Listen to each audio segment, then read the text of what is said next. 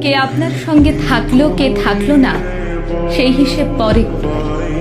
বরং হিসেব করুন আপনি নিজের সঙ্গে নিজে কতটা আছেন।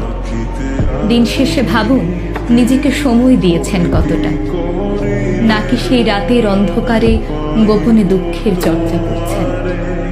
বেরিয়ে আসুন সেই অন্ধকার সাথে জায়গা থেকে।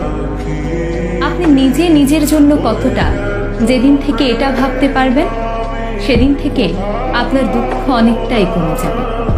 মনে রাখবেন আপনার জন্য একমাত্র আপনিই থাকবেন। তাই নিজের ভালো থাকার চর্চা করুন। মন ভালো থাকলে শরীর ভালো থাকে। তখন দেখবেন জীবনের অনেক সমস্যার সমাধান হয়ে গিয়েছে। থাকুন, সবার সঙ্গেই থাকুন, তবে সবার আগে নিজের সঙ্গে থাকুন।